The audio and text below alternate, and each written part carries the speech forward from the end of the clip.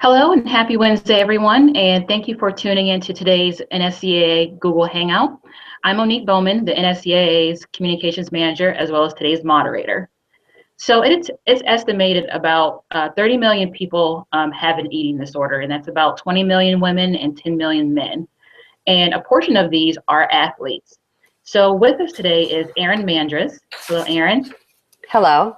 And she is from Kick the Scale, and she is a former athlete, or collegiate athlete, I should say, who developed a eating disorder. And so she's going to discuss her personal journey, as well as provide some advice on how to recognize these types of problems in others. I do want to preface that this isn't a way to diagnose, so we want to make sure to encourage to contact your medical professionals for additional resources. But we'll discuss a couple of things, as well as put some links on our website at nsca.com/live. If you have questions during today's chat, please be sure to send them in to us. We'll try to answer them on air, and you can tweet them to us using hashtag or the #, hashtag NSCAA Live, or you can email them to me at marketing@nscaa.com. So, Erin, we'll just go ahead and jump into today's discussion. Sure. Can you tell us a little bit about your background, in particular your playing and coaching career? Sure. I actually grew up in the suburbs of Detroit, Michigan, where I started playing club soccer for the Michigan Hawks, starting at the age of 13. I did play a couple of years for Vardar 3 as well. Before being recruited to Michigan State University, where I committed to playing as a junior in high school. I played 4 years at Michigan State, and I knew I wanted to pursue college coaching. So I stayed on for a 5th year to be a volunteer undergraduate assistant coach before moving to Baltimore the season after to be an assistant coach at Towson University for 1 season, and then I coached at Loyola University in Maryland for 4 seasons. Perfect. And then looking back, do you recognize a specific point at which you feel like you start developing your eating disorder? So it all started very innocently, and now in retrospect, I can very distinctly map out the triggers that initiated the development of it and how it slowly progressed into a downward spiral. At the end of my freshman year, I had gained what they quote unquote the freshman 15. I felt like I had gotten bigger. I didn't like my body. I didn't feel fit. I didn't feel fast. And at that same time, I had my end of the year meeting to review my freshman year and talk about goals for my sophomore year. And one of the goals was to play 90 minutes and to be a significant contributor. So at that point, I was highly motivated to go home for the summer and train as much as I possibly could to assure that I would come back in the best physical condition possible. At the same time, I was introduced to different dieting habits or techniques by some of my friends and teammates. And I started learning about the fact that nutrition and calorie restriction could also contribute to weight loss. And essentially, I believed in my head that the lighter I was, the faster I would be, and the more significant of a contributor I would be on the field. I want to kind of hit 2 points you mentioned in your response to that question. The first is the latter part of your response. You talked about in your head, you thought this, thought that. How did you come to those realizations at that point? I mean, I know you said you kind of learned it there, but how did you learn, I guess, the right way to look at those kinds of things, like calorie count or anything like that? So I believe that I was protected for a long time, and I wasn't educated necessarily properly on refueling my body and proper nutrition and how to best fuel my body to enhance performance. So it really wasn't until I hit my rock bottom when I started having to, seek treatment and therapy that I began learning more about, proper nutrition, proper exercise, um, balance, Hmm. and keys to contribute to optimal performance at that point. And also looking back, do you feel like um, the words that were said to you could have been said differently, or was it just where you were at the time? You just kind of took it and ran with it. So I think the things that um, I think that the words that were delivered that day in the meeting were purely motivational and encouraging. I mean, Mm-hmm. he was basically conveying his, utmost trust in me as a player and giving me that platform of confidence. Mm-hmm. Um, so I think that it depends on the student athlete. I was self-driven. I was a Okay. perfectionist. Nothing was ever good enough for me. So I was gonna give everything I had that summer anyway to Mm-hmm. my training. Okay. Yeah, they're great. I just wanted to make sure that we're not scaring coaches into not saying something, Sure. in fear of, whatever. So you kind of led into this question, but what do you feel like some other disorders or issues that could accompany eating disorders per se? So I think that, and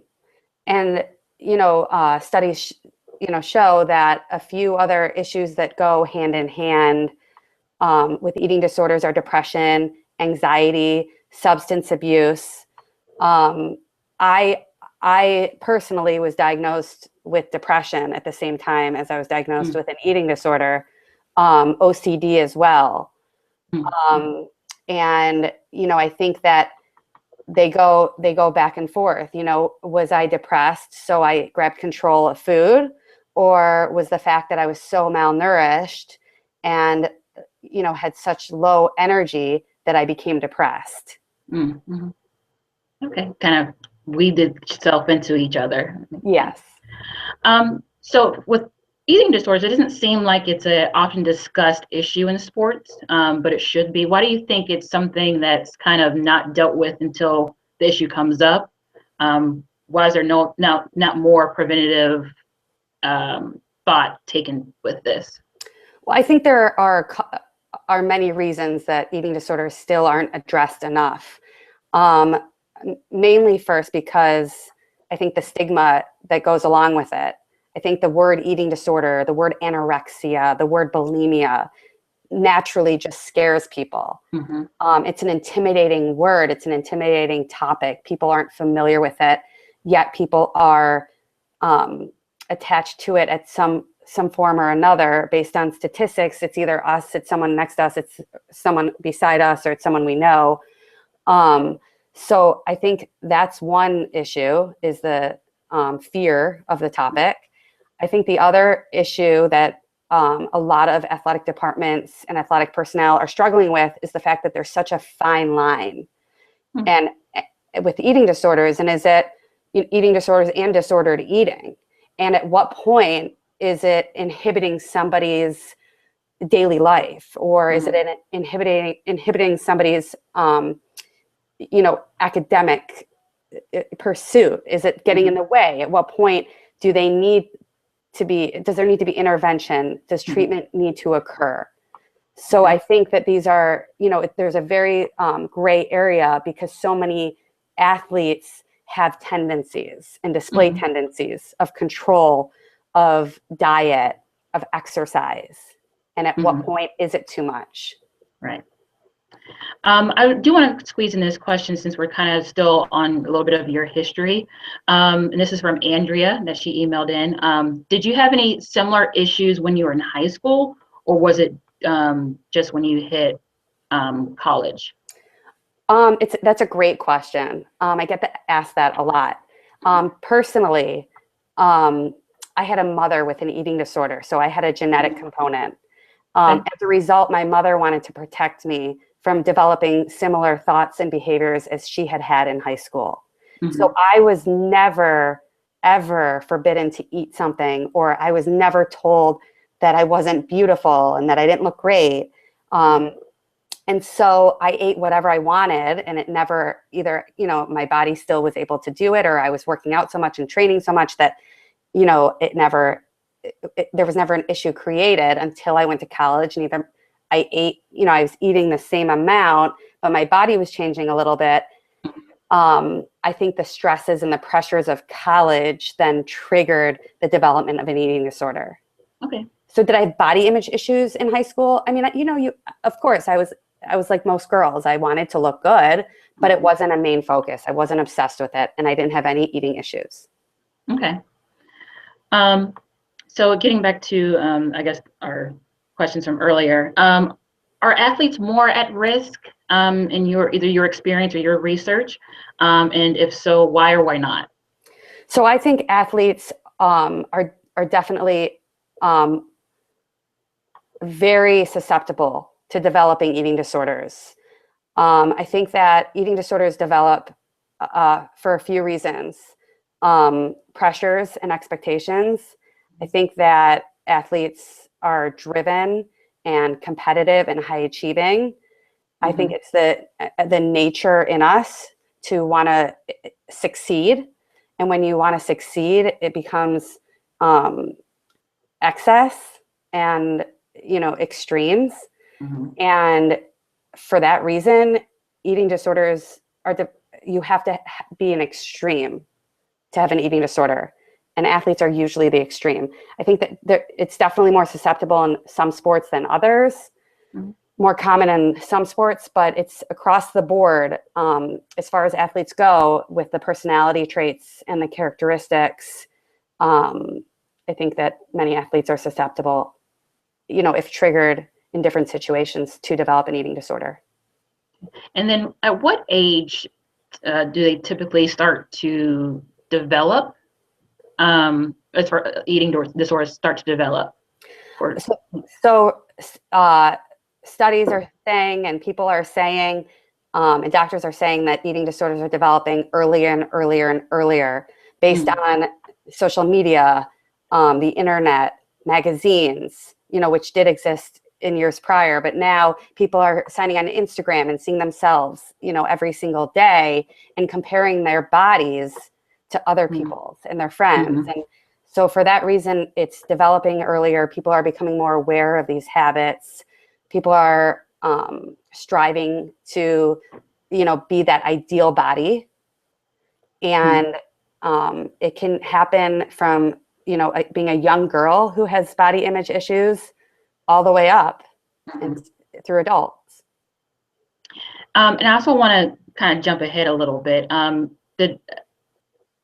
I guess there's a perception that eating disorders is, primarily a female issue, but we know that, that's not the case. So how does it, does it manifest itself differently depending on gender? I guess let's go with that question first. It manifests very similarly between men and women. So girls, boys, women, and men, the majority of us want to look a certain way. Women want to be that model on the front page of the magazine, as do men. Men are preparing for spring break the same way women are. Men have a perception that they need to have a six-pack and they need to lift weights. So though it's a different type of body and a different type of build, it's the social pressures of looking a certain way and, accompanied with the personality characteristics or what sport you are, such as wrestling, where they're weighed in and they have to maintain a certain weight, or track and cross country, where they have to, finish in a certain time and, appear a certain way. So I think they manifest very similarly, and both men and women strive for that body, and some for perfection. Is it a safe conclusion, but rationale to say, people have this perception of athletes or soccer players to look a certain way. And so sometimes that can feed into the pressures. Of course. You don't look like a soccer player, but that kind of thing. Of course. So Okay. for me, I was always 5'1", 5'1". Mm-hmm. And I was always told I didn't have the height. I didn't have the size. Yeah. So, for me, I was insecure at times about my height. Exactly. Some people are, for volleyball, you have this image of a 6-foot lean athlete, and anybody differently, even however well they play, is going to be questioned. So that puts a lot of pressure on us as well. Right. So, players have different relationships with different people. So, those different people will see things and others won't. So, what are some of the warning signs a coach could recognize, parents could recognize, and teammates could recognize? So I think that the symptoms are across the board for whatever relationship you have.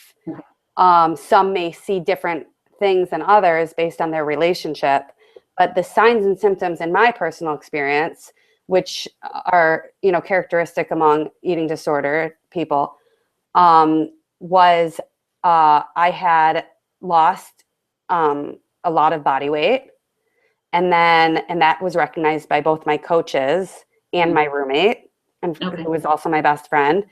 But my coaches weren't around me throughout the day to be able to see my behaviors and the habits that I was developing, which my roommate saw. And she saw, the calorie restriction, the focus on, the diet and the food and, the obsessions. She saw me weighing myself, all the time. So those were major signs that something was wrong. And I had also lost my period, and losing a cycle is definitely an indicator, also a contributor to an eating disorder. So those were the major signs and symptoms, which really are major signs and symptoms of eating disorders that concerned people. So it was my roommate actually that went to my coaches to address the issue. At that point, they monitored for a little bit to watch, and then they approached me. Okay. And can we, if we can, so Sure. what did they say? What did your teammate say to you, if anything? And then how did your coaches approach you? So my teammate didn't say anything to me. Okay. She went straight to my coaches. Okay. I was unaware of that approach, of that relationship regarding me at that point. My coaches, at the end of a 2-a-day, we were in preseason of my sophomore year, asked me to please come aside to talk to them, at which point they very generically said that they had some concerns about my health and how I was doing, that they wanted me to go see the head athletic trainer. So they were passing me on to a professional who could then discuss in more detail the issues, which was really great on their end. They didn't ask me questions. They just said, we would like for you to go see. And listen, I'm, a player, I'm on scholarship. I abide by the rules. I wasn't going to say no, as much as I was in denial, and I was crying and I was upset, and I couldn't understand why they were sending me, but they sent me anyway. And at that point I became under the guidance and supervision of, the medical training staff. Okay. And we'll get into actually your treatment now. So that prompted you to get help. What was there a light bulb that came on after you were sent to the athletic trainer, or can you kind of just describe your? No. And what's very typical is somebody with an eating disorder is also in denial. So many people with eating disorders go undiagnosed, because I happen to have been fortunate to be under my microscope of being a collegiate athlete, and monitored every single day by coaches, by trainers, by teammates, but a lot of people don't have that luxury, which I didn't see it as a luxury then, but it was a luxury. And I I remember going straight to meet with this head athletic trainer who explained to me that an appointment had already been set up with the psychiatrist on campus who specializes in eating disorders. And I remember vividly going into the parking lot. I had my car, I was a sophomore, and I called home and I said, Mom, they're accusing me of having an eating disorder. This is crazy. And, she said, well, you have to listen.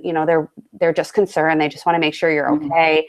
And I frankly sat there for hours just sobbing. Like I was in disbelief. I couldn't believe that I had been ratted out and that they had come to me and there were other people with bigger issues than me. And so, so denial is a huge thing. I started, I think for probably the first 4 to 5 weeks, I zipped my lips and I wouldn't speak to the psychiatrist. I just went to these sessions weekly because I had to. And then slowly, as I became weaker and more depressed, I started recognizing that I had an issue, but I wasn't going to change. So my issue wasn't drastic enough at that point to make changes. Along with eating disorders come lies too. Lies to please people, so people stop bothering you, and lies to yourself. And, and I would say, and the psychiatrist would challenge me to maybe, try some foods. And I would say, okay, I'll try them. And you don't try them, you don't go near them. So I think it took me, I would say my breaking point was after season, and I've written about it on my website and in my blog, when I was approached by both a psychiatrist and my parents and given an ultimatum that I either gain 10 pounds and I get a reward, or I don't return back to school.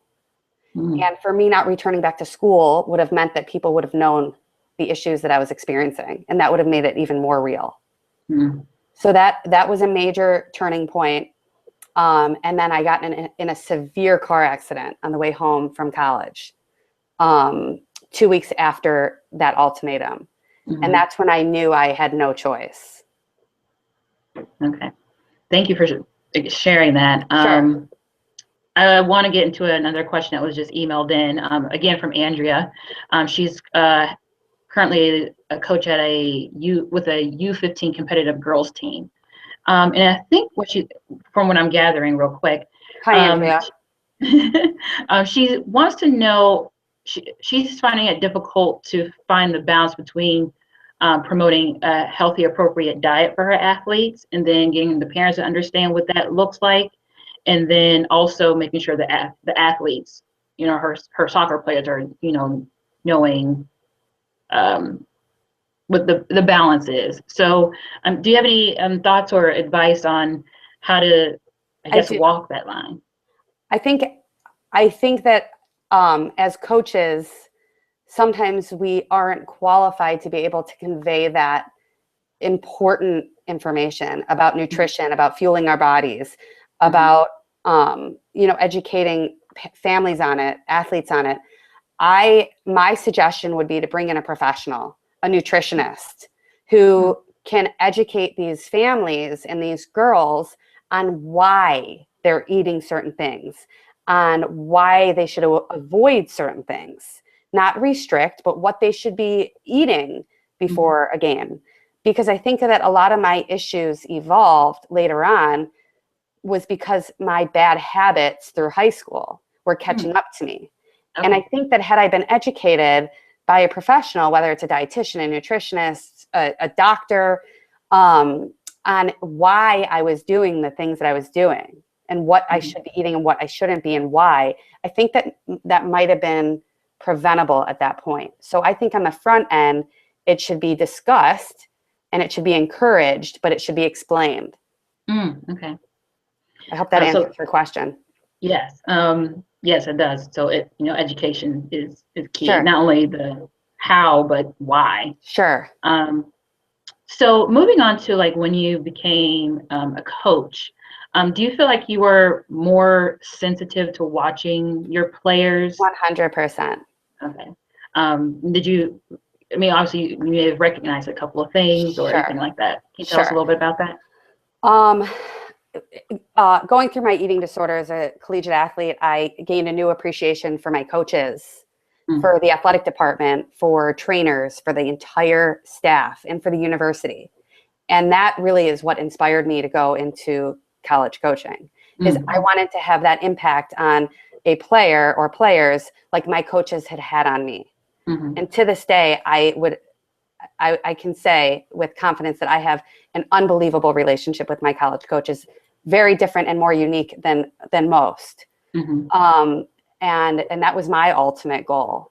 I felt like I had a gift that I was able to relate to these young girls and what they were experiencing and what they were going through, and preseason and fitness tests, and going to classes, particularly freshmen who are adjusting to a whole new environment and an entire new life, and a whole new structure, and physically more demanding sessions and weightlifting and conditioning.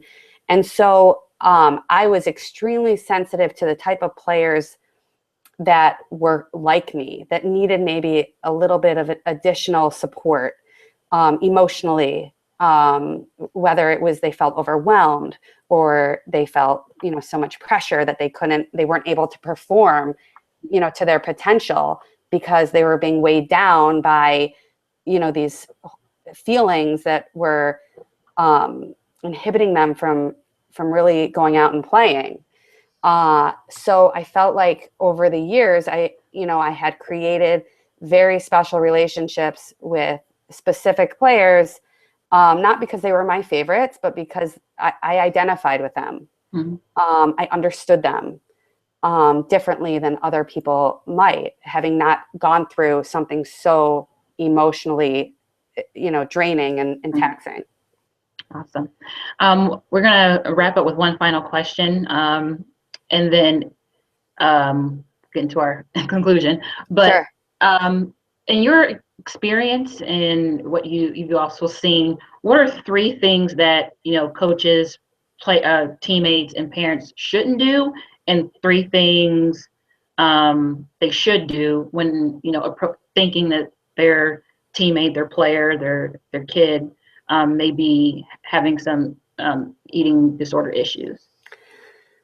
I think that three things that somebody should do when they can identify a person who might be suffering or displaying signs and symptoms of eating disorders is to seek help immediately. Find a professional, find a doctor, get them, a therapist, get them under the guidance of somebody who can help them. That's the number one thing. And it's better safe than sorry. What not to do is, personally and based on my experience, don't, be patient. It's more what to do. It's be patient. It takes time. It's a long, long process. It's a mental battle, psychological battle, emotional battle, and physical battle. And there's so many different components that go into the treatment and the recovery of an eating disorder. And, don't tell someone just to eat. That doesn't help. They're not just gonna eat. It's gonna take professional help to overcome that hurdle. Don't tell somebody how horrible they look. Don't talk about somebody's body appearance. Because at the end of the day, and what my main message is there's far more to a person than just their appearance. And we have to continue to emphasize character over body. And if we can do that, then we can hopefully try to prevent and avoid eating disorders from being developed. Awesome. Erin, thank you very, very, very much for that insight. It was actually wonderful stuff. And if you want to visit, you can definitely keep in contact with Erin. Obviously visit her website, kickthescale.com. Then you can also find her on Facebook under the same name, Kick the Scale. So Erin, again, thank you for sharing your insight. A recording of this hangout will be available probably immediately after we hang up at nsca.com/live, and it'll also be housed on our YouTube channel. Just search NSCA and we'll come up.